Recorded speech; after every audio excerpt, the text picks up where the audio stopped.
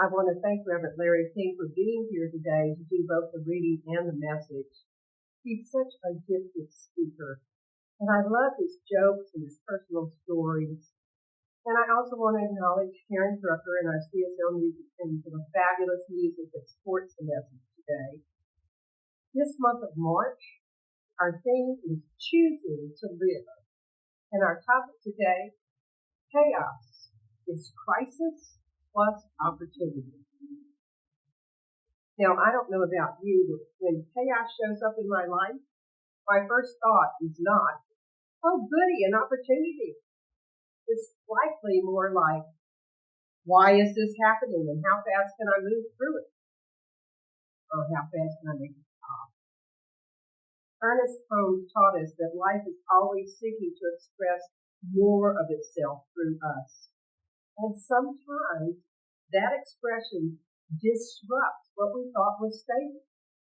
Dr. Reverend Larry King is here today to remind us with stories and a beautiful message how to change the chaos and the crisis in our lives to opportunity. Before I give you over to Reverend Larry, allow me to give you your question for the week. What is the one choice you might make today to accept what you resist persists? To see crisis as upcycle chaos and to leverage chaos and crisis into opportunity. One more time. What is the one choice you might make today to accept what you resist persists? To see crisis as upcycle chaos and to leverage chaos and crisis into opportunity. And now, enjoy the message with Dr. Reverend Larry King.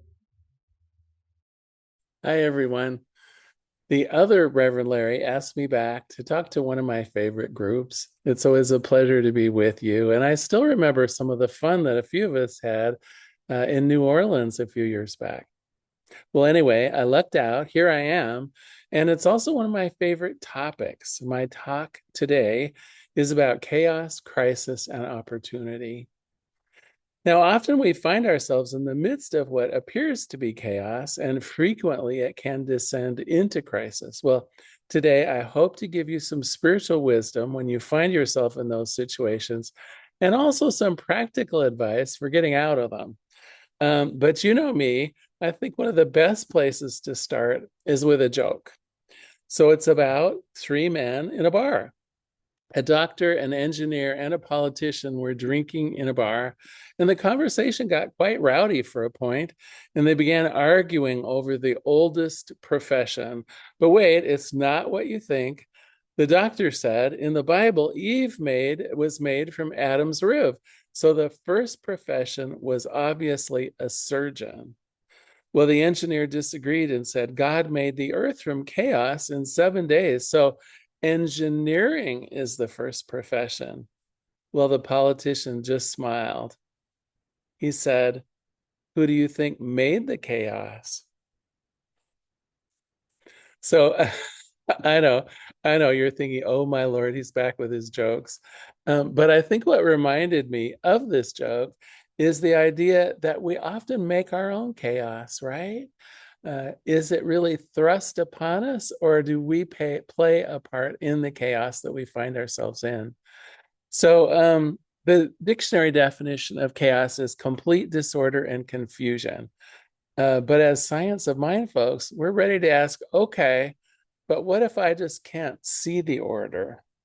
What if the confusion is temporary? What is my role, in fact, in helping to create this?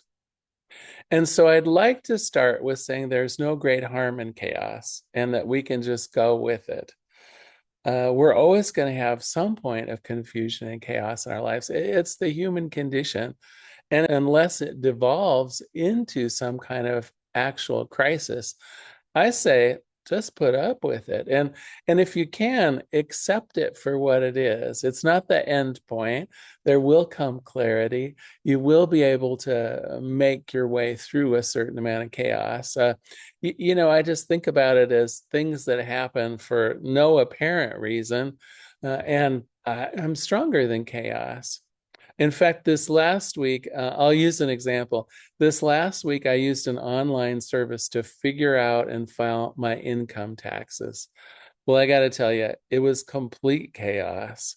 Why is it different this year? Where are all my receipts? Why am I missing 1099 forms that should have been sent to me? And yet in the end, I figured it out. And so the confusion was cleared and put all my data into the forms, which was bringing order to it. And I filed them, and everything is fine. But oh my gosh, initially there was that urge to like, I don't want to be doing this. This is complicated. I don't understand it all. Both the idea of confusion and chaos. But I think that's kind of a typical one, isn't it? When we're faced with things in the unknown. And I think that's the key here, right? Now, I did not enjoy the chaos, but I also knew that I was not alone and that step by step I would be able to be successful in the midst of it. And so I would suggest that we treat occasional chaos as expected. We're just going to have it. We will always be presented with things that are out of our comfort zone. Change is not easy, but also remember, and here's the first spiritual principle I want to introduce you to today. And I don't think it's new, but the idea that what you resist will persist. So I filed my taxes a whole month early. I could have waited until the last minute. I could have done everything possible to resist filing my taxes. And in fact, in previous years, I've been upset enough with the chaos of it that that's what I did, or I turned it over to someone else to do it for me. So what you resist will persist. Instead of resisting my taxes, it's just like, okay, I think I have all of the data I need for it. Let's just sit down and get it through. I accept that it may be confusing. I accept that there may be chaos involved, but I might as well just get it done. Okay, so that's so much for chaos. But what about when chaos turns to crisis? Again, I think we might use a dictionary definition. Crisis is a time of intense difficulty, trouble, or in danger. And of course, this feels like an immediate call for action, right? Anything to get away from or to solve this problem. You don't want to have the car repossessed. You want to get away from a troubling relationship right now. You would do anything to avoid this health crisis. But notice this is kind of just how do I want to call it? Upcycled chaos, right?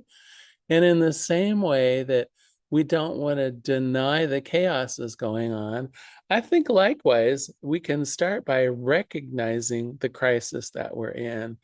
We can know that Spirit is always here to help us. We're not going to be defeated by it. We know that we probably have friends and family and our spiritual center that can likewise help us out. And so rather than being overwhelmed by crisis, rather than feeling depressed by it, let's think of it as just something to go through. Something maybe more difficult than filing your taxes, certainly, but a crisis too is a time of thinking about how we can move through something, maybe just one step at a time, and to come up perhaps with a better result than what we had before. And so this, of course, leads me into the main part of my talk today. And that is that we can actually leverage chaos and even crisis into an opportunity. So let's talk about that. I know some of you are saying, oh, please, you haven't seen my crises. Well, it's true, but I have been through some sticky times in my life. And I have, I think, learned to actually look past the problem into an opportunity or a solution. So let's talk about leveraging chaos and crisis. Yes, we can turn to these situations into something positive. First, I want to remind you, here's the second spiritual principle for today, that good enough is an enemy of the great. Okay, let me say that again. You're probably thinking, what? What did he say? Okay, so good enough is the enemy of the great. So let me explain. So often we're in crisis. We just want to get things back to the way it was before. We just want to get out of the crisis so that we're back into our same old life. But do you understand that means there was no room here for improvement? It's just getting back to the way things were. So, what if instead of wishing to just exercise control to get things back to it was before the chaos or the crisis, what if we thought of this as an opportunity? What if we thought rather than going back to our lives when it was good enough, what if we wanted this particular time of chaos or crisis, what if we wanted this to turn into an opportunity? So chaos and crisis present a unique time to forge a new path that can lead to something even better. So I think I should give you a couple examples here. Well, first, back to my taxes. So what was also the opportunity here? I saved $400. I've never tried to do, well, not in the last 20 years, tried to do my taxes myself. I just was bogged down with the confusion that it represented, with the crazy tax forms and all that. And so, first of all, yes, it seemed like chaos, but it also was an opportunity. I saved $400, which is a lovely thing to have in my pocket. And I gave myself the confidence so that I know I can do it again next year. I will have no trouble doing my taxes on again next year. But let's talk about something a little more tough. Let's talk about a real crisis situation. Um, well, some of you know that I have been diagnosed with stage 4 prostate cancer, and this came about, I guess, almost 4 years ago. And the treatment at that time that I went through was 42 days in a row of radiation therapy. So I would go in at the same time every day, and they would kind of strap me into this machine and get everything kind of calibrated. And then they would give me a radiation treatment. And in the beginning, I was driving myself and everything was fine. I was having a little trouble sleeping right from the beginning. But I want to tell you, about halfway through, I started just getting tireder and tireder and tireder. And I want to tell you about one of my particular sessions. So I drove myself in and got parked and had my treatment. And surprisingly, I just felt amazingly tired right then. And they said that it was time for me to go get some blood work done as well. So I left the clinic, and the blood work is just done in another part of the clinic. It's just so outside, up a set of stairs and into the lab where they would do the clinic. So the blood draw, I mean. So I went outside and I started walking up the stairs, and suddenly I just couldn't go any further. And I kind of stumbled down two of the stairs, and there luckily was a cement bench out there. And I just sat on the bench and felt this overwhelming crisis descend upon me. And I thought to myself, you fool, you can't even go up the flight of stairs. You probably can't even get out to the parking lot. So initially, of course, my fear, or my short-term opportunity, maybe is another way of looking at it, is how the heck am I going to get out of here? But it was a nice day, and there was a little courtyard there with nice plantings and flowers. And so I thought, let me just enjoy this moment. Let me catch my breath. The tiredness seems overwhelming, but let's just sit here a minute and see what happens. And so I just sat there. I didn't even get my cell phone out and, make a cry for help or dial 911 or anything like that.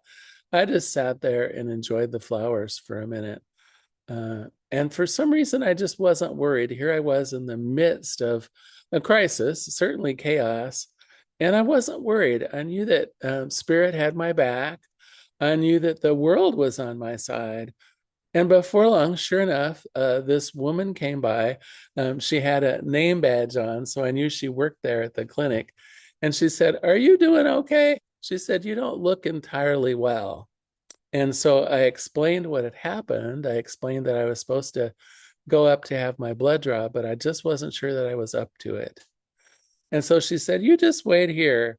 And you could tell she was just the kindest person in the world. And sure enough, before too long, a nice gentleman in a wheelchair came and they took me clear around the whole campus instead of taking the steps up. And I got my lab work done, and they were kind enough to call my partner who came and got me so that I didn't have to drive. And what I realized, and I know this sounds odd because you might say, well, Larry, you were still in crisis. You had, another dozen or two more treatments to have. But I think what I realized was in that instant was I had the opportunity to let the world help me. And so from then on, I didn't drive myself. Either a roommate or my partner drove me. Um, People helped me to do the labs. Um, I used it as an opportunity also at work. This was when I still had my congregation and in Portland. And so someone in the congregation very happily found people to fill in for me on Sundays at the center. And it really was an opportunity of growth for me. I wasn't used to taking people's help. I wasn't used to being that person that needed help. And so, what an opportunity to learn more about myself. So, what an opportunity to learn about myself. What an opportunity to learn about my community, about my friends, about my circle of people who were there to care for me. And of course, everything in the end turned out fine, right? The radiation was over and life moved on. But truly, a crisis, I think I just allowed God to help me take care of it. I allowed myself to have that moment on the bench, knowing that everything would be okay. And everything was okay. So I urge you not to be defeated by a crisis, not to somehow be disheartened by chaos. I think we have to accept whatever happens to us, and then we begin to think of the positive outcomes. And I want to share maybe a third science of mind principle with you. Have you ever asked yourself, what if everything just goes right? I know so often we spin ourselves into doubt and we spin ourselves into worry. And the worry usually is, well, what if this happens? And what if that happens? And the worst case scenario, right? We're actually kind of asking for a crisis. We're kind of asking for more chaos. But I want to leave you with this thought. What if everything goes right?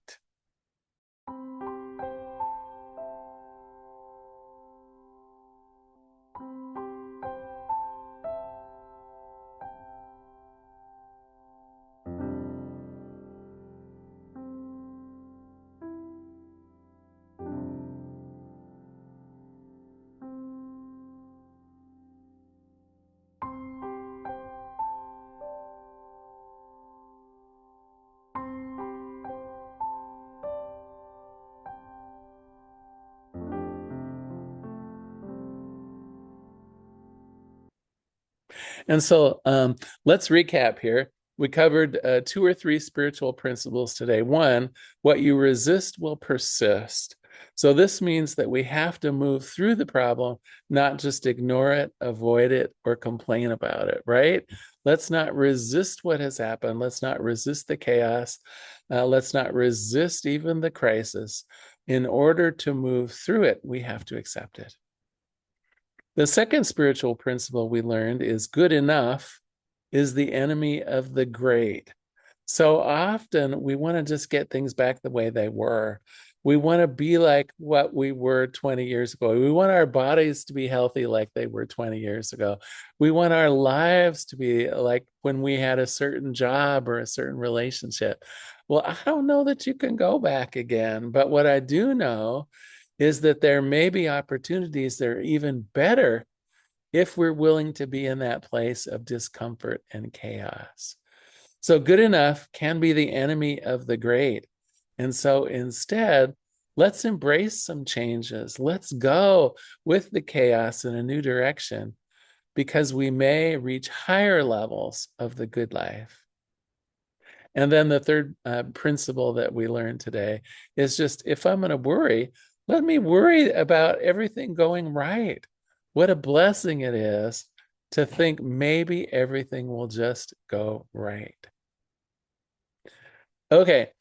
So, I do like to assign a bit of homework. And so your homework this week is to really think about chaos and crisis as a leverage for opportunity. So the next time you find yourself just in the middle of something that's confusing or disordered, think about, wait a minute, maybe I can approach this a little differently. Maybe even a crisis doesn't necessarily mean that there's going to be something horrible that happens. Maybe I have the opportunity to look at chaos and crisis a little differently. So your homework this week is, when you find yourself in chaos or crisis, think, is there another way? Could a different choice bring you something even better than the way things were before? All right. Well, it's been a lovely treat to be with you. Great love to the other Reverend Larry for inviting me back. So let us pray. There is one power, one presence, one light, one wonderful thing. And I call that thing a spirit, but what I know that thing is everything. So that includes me. I know that God's love is my love. I know that God's health is my health. I know that the joy of God and the abundance of God and every bit of God is also in me and for me to enjoy. And as it is true for me, I know it is true for everyone within the hearing of my voice. Everyone is entitled to those same aspects of God: the love, the joy, the peace, the harmony, the order.